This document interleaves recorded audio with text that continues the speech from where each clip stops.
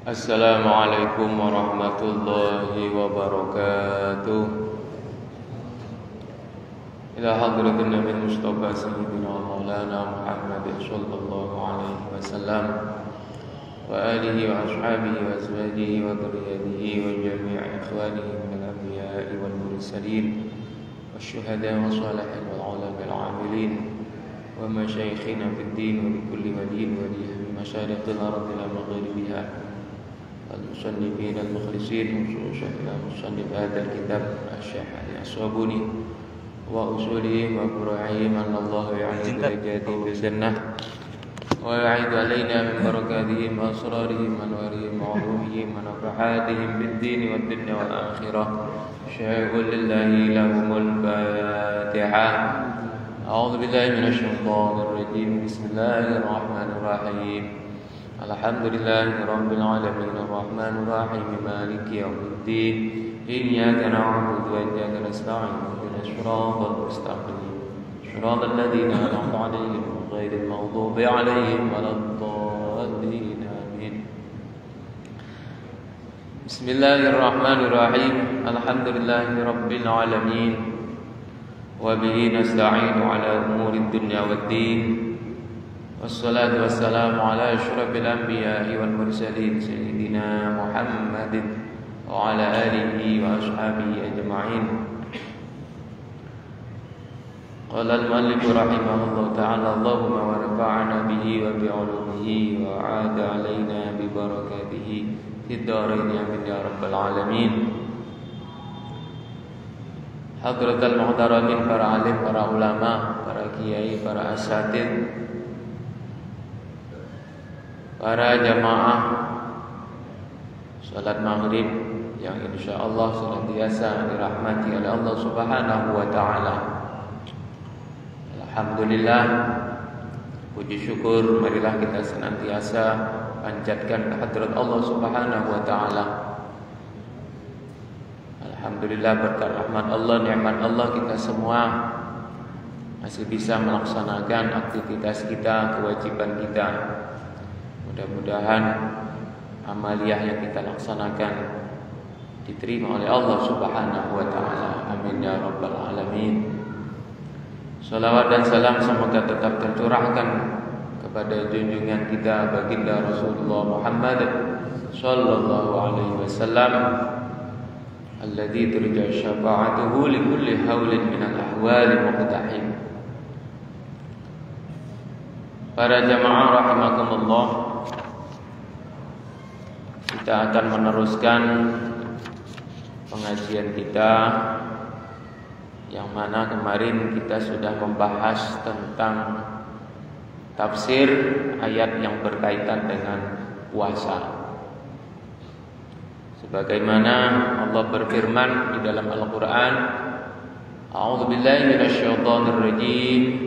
Ya ayyuhalladzina amanu kutiba 'alaikumussyiyam kama kutiba 'alal ladzina min qablikum la'allakum tattaqun ayyaman ma'dudat.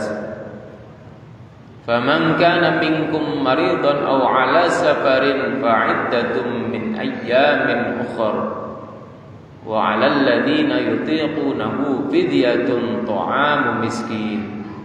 Faman tatawwa'a khairan fahuwa khairul lahu wa an tasumu khairul lakum in kuntum ta'lamun. Ayat ini adalah ayat yang turun berkaitan dengan perintah berpuasa di bulan Ramadan. Yang sebenarnya sebelum datangnya ayat ini, syariat puasa itu sudah ada, yaitu Nabi sudah melaksanakan puasa setiap hari Asyura dan juga puasa setiap tengah bulan yang dikenal dengan Ayyamul Bid. Pada tahun kedua Hijriah turunlah ayat ini, yaitu setelah Nabi hijrah 2 tahun dari hijrah itu turun ayat ini yang memerintahkan kepada seluruh orang mukmin, orang muslim untuk berpuasa di bulan Ramadan. Di dalam ayat ini disebutkan ayyamam ma'dudat. beberapa hari yang dihitung. Itulah ditafsiri dengan bulan suci Ramadan. Kalau secara jelas, secara sharih jelas memang tidak disebut bulan Ramadan.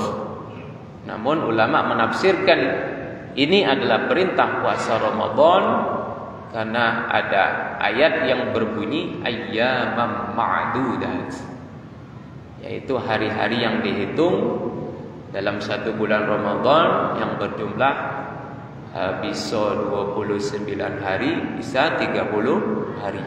Melihat hasil nanti ketetapan dari ru'yatul hilal. Selanjutnya dijelaskan juga di dalam ayat ini, faman kana minkum maridan aw ala safarin fa'iddatum min ayyamin ukhra. Barang siapa dari kalian yang sakit atau dalam keadaan bepergian, maka dia boleh tidak berpuasa, namun fa'iddatum min ayyamin ukhra, harus diganti di hari yang lain, atau istilahnya disebut dengan qadha, bayar utang. Itu. Namun ada ketentuannya, sakit yang seperti apa dan bepergian yang seperti apa yang diperbolehkan. Kemarin sudah kita bahas, yaitu sakit yang memang dirasa berat ketika berpuasa. Misalnya sakit ketika dia berpuasa, maka penyakitnya menambah parah. Ketika dia berpuasa, sembuhnya tambah lama. Ya, proses penyembuhannya itu. Nah, itu maka sakit itu memperbolehkan dia untuk tidak berpuasa. Dan juga dalam keadaan bepergian yang seperti apa? Kemarin mayoritas ulama mengatakan bepergian yang jauh atau safar tawil. Jauhnya yaitu sepanjang jarak masafatul qasr, jarak di mana orang sudah boleh mengqashar salatnya, yaitu 16 farsah. Kalau diukur dengan kilometer yaitu 84 kilometer kurang lebih.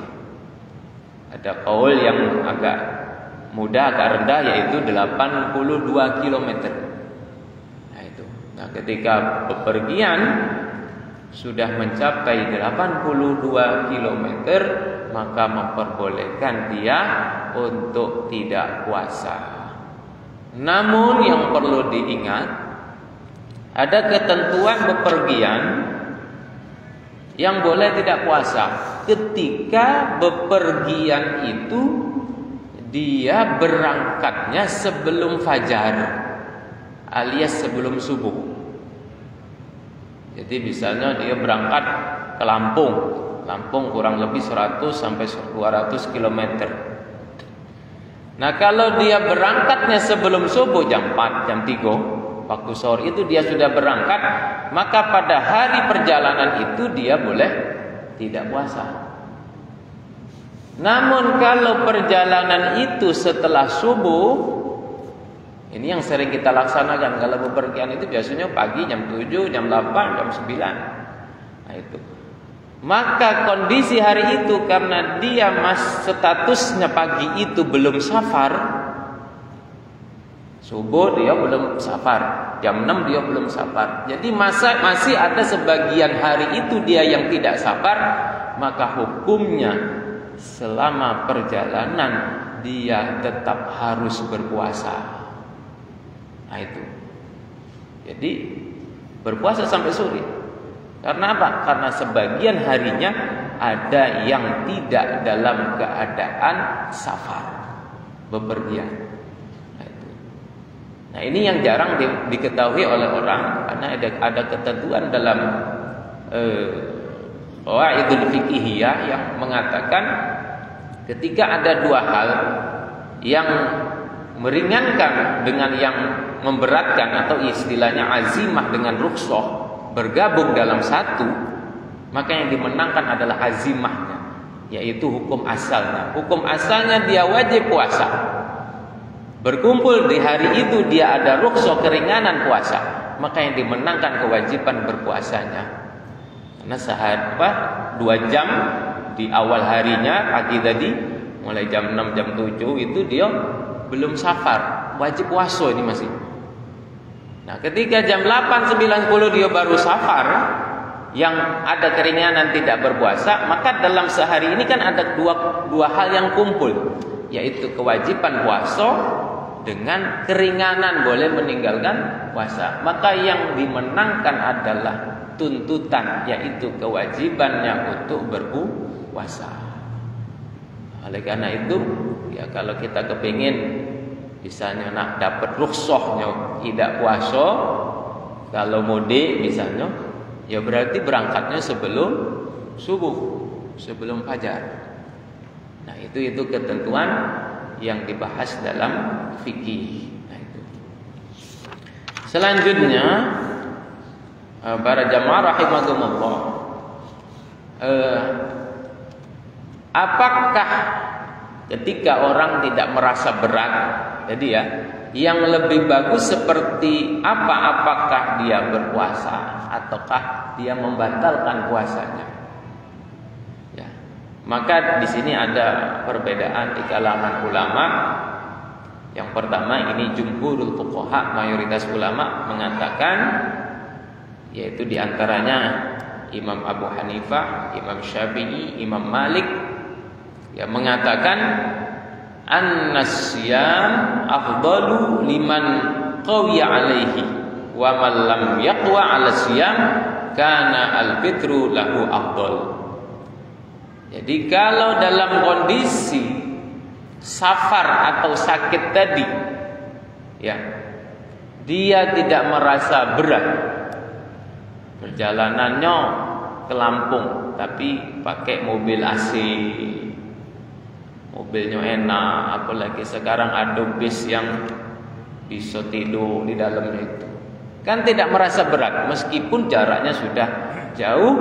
Maka yang afdol menurut jumhurul fuqaha, Imam Abu Hanifah, Imam Syafi'i dan Imam Malik, yang afdol, yang utama adalah dia tetap puasa, ya. Karena mengambil fadilah kewajiban puasa dan juga fadilah dari bulan Ramadan, yang mana Ramadan itu amaliyah ibadah akan dilipat gandakan.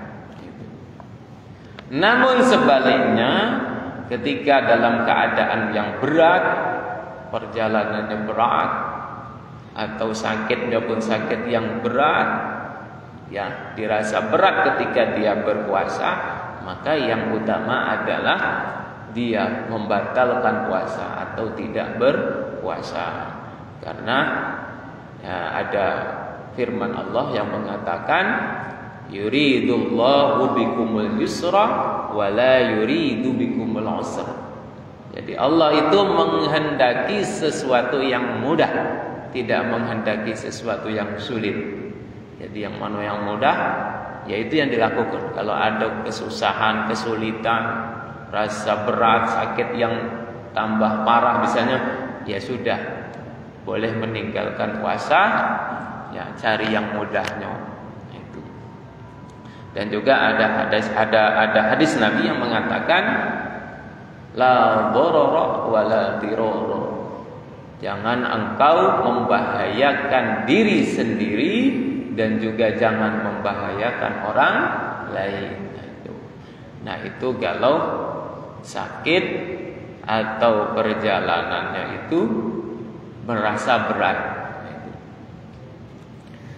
Kemudian ada pendapat dari Imam Ahmad yang mengatakan annal fitra afdalu akhdan birrukhsati. Yang utama itu membatalkan puasa atau tidak berpuasa meskipun tidak dirasa berat.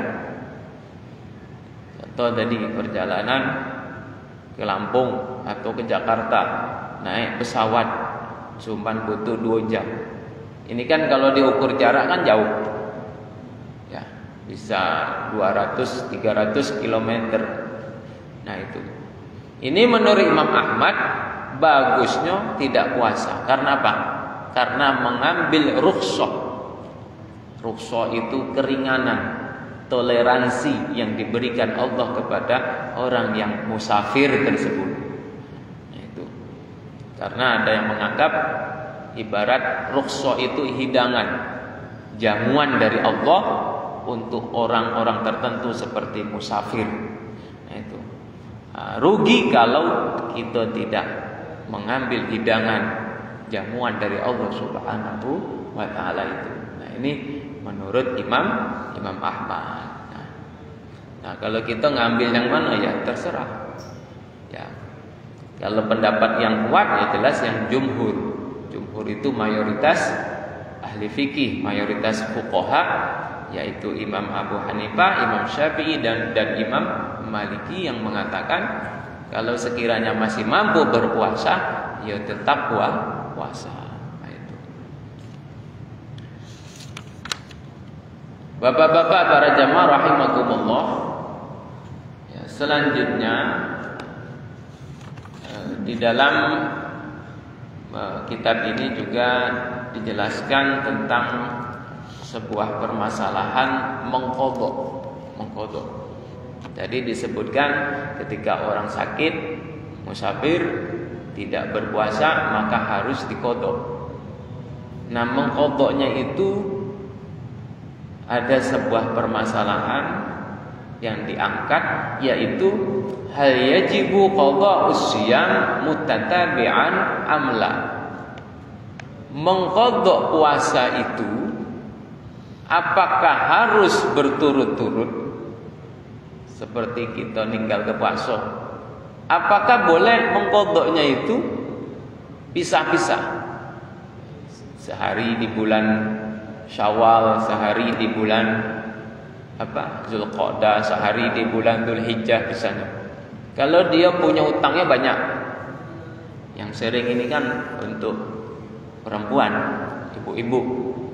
Kalau dia sudah datang bulan kan tidak puasa itu. Biasanya datang bulan itu kan 7 hari, 8 hari, bahkan sampai ada yang 10 hari. Nah, itu berturut-turut datang bulan itu. Maka apakah nanti setelah Ramadan dia harus mengqadha dengan berturut-turut juga? Apakah boleh dengan berpisah-pisah atau tidak sekaligus? Nah, di sini ada perbedaan ulama. Di kalangan ulama berbeda pendapat. Kalau kita kan yang biasanya Imam Syafi'i.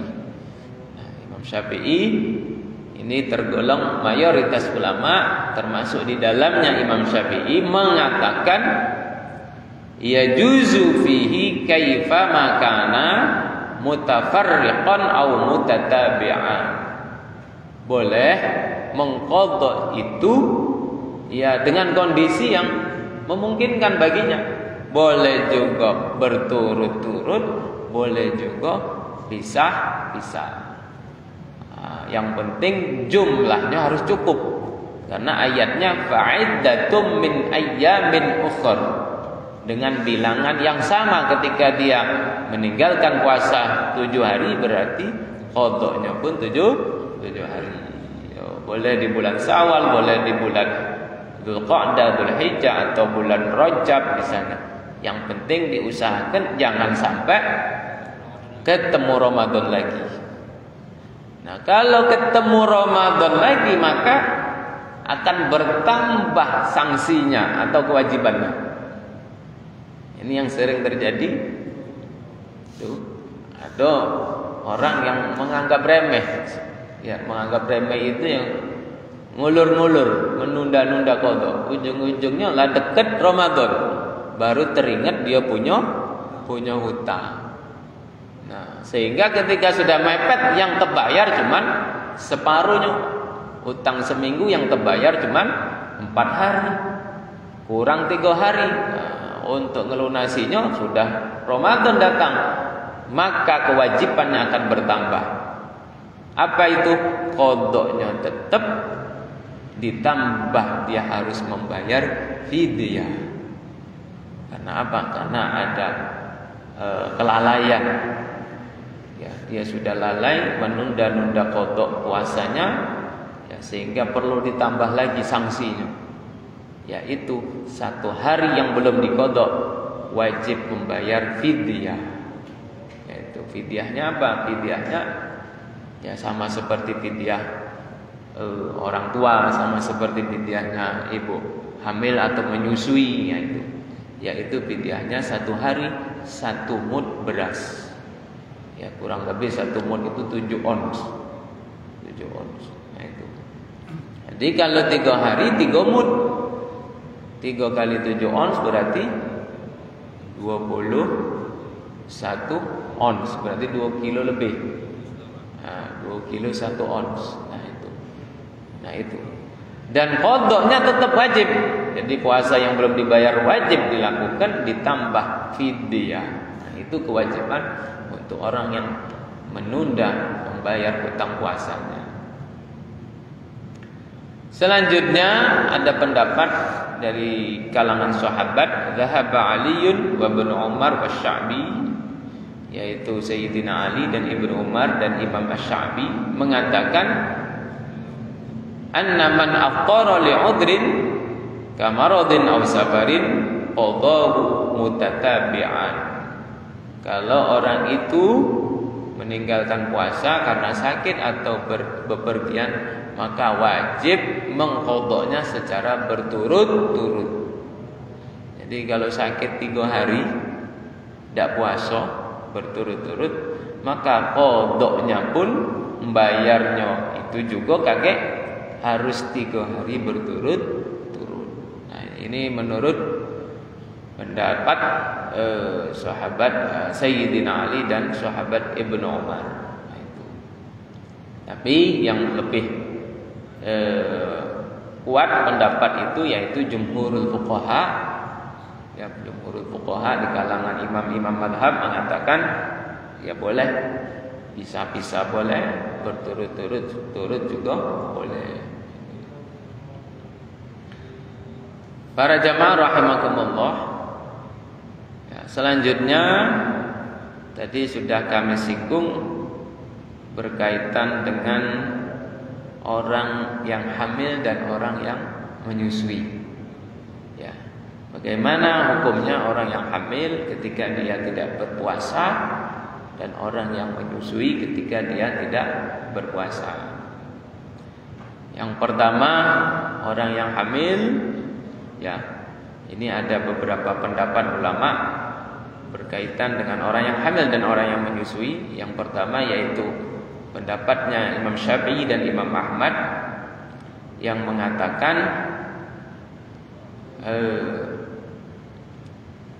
idza khafata ala anfusihima aw ala waladayhima aftarata lianna hukmakuma hukmul marid. Ya.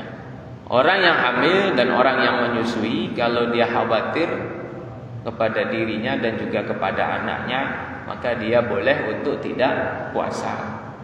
Nah, tinggal kewajibannya bagaimana? Apakah wajib qada ataukah wajib bayar fidyah? Nah, menurut Imam Syafi'i dan Imam Ahmad, anna alaihima al-qada ma'al fidyah. Ya. Menurut Imam Syafi'i dan Imam Ahmad, perempuan yang hamil dan yang menyusui itu wajib qada ditambah wajib membayar fidyah. Namun kemudian diperinci. Ya. Pendapat ini kemudian diperinci, ditafsil, yaitu tafsirnya atau perinciannya, in khafata 'alal walad faqad wa aftarata fa 'alaihima al-qada wal fidyah. Kalau yang dikhawatirkan itu anaknya, bisa kalau orang hamil anak yang dalam kandungan, kalau yang menyusui anak yang disusui itu. Karena kalau dia puasa kan mungkin takut janinnya agak lemah. Kalau dia puasa takut agak bayi ini susunya itu dikit misalnya kan. Jadi bisa menyebabkan anaknya ini lemah kandungannya atau bayinya itu sakit misalnya. Kalau khawatir kepada bayi anak, maka kewajiban dia ada dua. Ketika dia tidak berpuasa tadi, yaitu wajib qada dan juga wajib membayar fidyah. Di qada plus fidyah. Nah, itu ketentuannya dalam mazhab Syafi'i dan mazhabnya Imam Ahmad bin Hanbal. Kemudian kalau yang dikhawatirkan hanya dirinya sendiri, wa in khafata ala anfusihima faqat. Jadi cuman khawatir dionya baik, tidak khawatir sama anaknya. Kalau melihat anaknya ini kuat misalnya, janinnya ini sehat misalnya, kan? Tapi dia khawatir badannya ini lemes misalnya. Maka kewajibannya fa'alaihima al-qada, maka dia cuman wajib mengqada puasanya saja, tidak wajib membayar fidyah.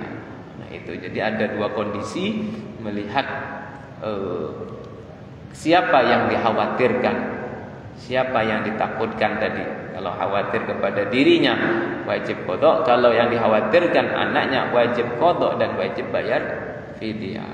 Nah, itu menurut Imam Ahmad dan Imam Syafi'i. Tetapi menurut Imam Abu Hanifah, ya, yang wajib hanya qada.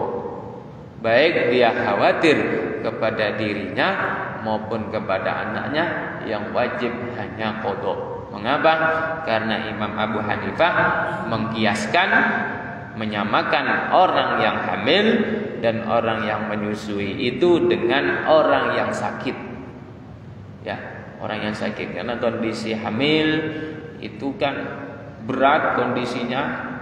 Ya, orang yang menyusui juga kondisinya itu dalam keadaan yang butuh energi yang lebih, ya. Sehingga Imam Abu Hanifah menyamakannya dengan orang yang sakit. Nah, kalau orang yang sakit batal puasa hanya wajib qada, begitu juga orang hamil, orang yang menyusui hanya wajib qada. Itu menurut Imam Abu Hanifah. Para jamaah rahimakumullah, yang intinya mari kita persiapkan ibadah Ramadan kita ini dengan sebaik mungkin, dan juga kita berusaha benar-benar menjalani puasa itu dengan pemahaman yang sempurna, baik dari sisi fikihnya dan juga dari sisi akhlaknya. Oleh karena itu harapan kita agar ibadah kita itu diterima oleh Allah Subhanahu wa taala, bukan cuma sah saja, tetapi juga menghasilkan sesuatu hal yang bernilai di sisi Allah dan juga bernilai bagi diri kita. Oleh karena itu ada dua tinjauan dalam ibadah itu. Yang pertama tinjauan zahir, amaliyah. Yang kedua adalah tinjauan batin. Oleh karena itu puasa kita harus perhatikan syarat, rukunnya, menghindarkan yang membatalkan. Nah, itu. Tetapi juga kita harus perhatikan bagaimana perilaku kita, akhlak kita ketika puasa. Jangan sampai cuman menahan lapar haus tapi tidak ada pahalanya. Nah, itu naudzubillah. Sebagaimana dikatakan oleh Nabi, kam min shaimin laisa lahu min siyamihi illa ju' wal atash. Cuman dapat lapar dan hausnya. Ya.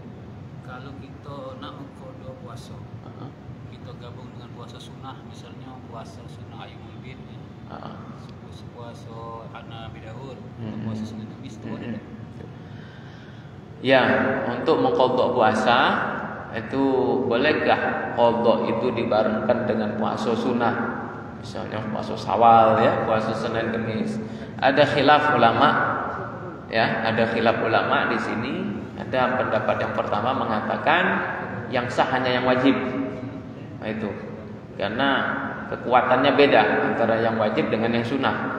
Yaitu yang sunnah itu lemah kekuatannya, akhirnya dikalahkan oleh yang wajib, sehingga yang sah hanya yang wajib. Nah, kemudian tapi ada pendapat yang kedua yang mengatakan dua-duanya sah. Wajibnya sah, tapi karena ada fadilah hari Senin ya, fadilah hari Arafah misalnya, fadilah hari Asyura misalnya, itu dia juga dapat kesunahan. Jadi ya, pendapat yang kedua mengatakan dua-duanya sah. Tetapi ada yang sahnya cuma satu. Jadi ittifaqul ulama mengatakan cuma satu yang sah. Apa itu? Ketika wajib digabung wajib. Nah, itu yang sah cuma satu. Contohnya qada digabung dengan nazar, maka tidak boleh. Yang sah cuma satu. Ya, tidak boleh niat dua wajib, itu tidak boleh. Misalnya ada puasa qada, puasa nazar, biasanya itu kan dua-duanya wajib, maka tidak boleh. Yang sah hanya satu. Nah, itu. Nah, hanya satu yang sah. Kemudian kalau sunnah semua, ini bisa sah semua. Ya, ulama sepakat kalau sunnah semua bisa sah semua. Jadi makanya pentingnya niat, pentingnya ilmu itu. Jadi kalau kita tahu ilmunya, satu hari puasa bisa dapat 3. Contohnya hari Senin bareng dengan Syawal, bareng dengan tengah bulan Ayyamul Bid. Ya kan? 3 kita niat semua. Aku niat puasa Senin, puasa Syawal, puasa Ayyamul Bid. Maka 3 ini dapat karena sunnah. Ya. Jadi sunnah itu bisa digabungkan dengan sunnah yang lainnya. Nah, itu mungkin sedikit penjelasan tentang penggabungan amaliyah ya puasa. Itu saja Bapak-bapak Ibu rahimakumullah, para jamaah sekalian. Mudah-mudahan apa yang kita sampaikan ini menambah ilmu buat kita dan senantiasa kita semua dalam bimbingan Allah, ya, diberi kesehatan, kekuatan sehingga nanti Ramadan bisa menjalankan ibadah dengan sebaik-baiknya. Amin ya rabbal alamin. A'udzubillahi minasyaitonir rajim. Bismillahirrahmanirrahim. Alhamdulillahirabbil alamin. Allahumma shalli ala sayyidina Muhammad wa ala ali sayyidina Muhammad. Allahumma ij'al jam'ana hadza jam'an marhuma wa tafarruqana min ba'di tafarruqan mubarakan ma'suma. Rabbana taqabbal minna innaka antas samiul alim wa tub 'alaina innaka antat tawwabur rahim. Rabbana atina fid dunya hasanah wa fil akhirati hasanah wa qina adzabannar. Walhamdulillahirabbil alamin. Terima kasih. Akhirul kalam, Allahumma biqil aqamit thoriq. Wassalamualaikum warahmatullahi wabarakatuh.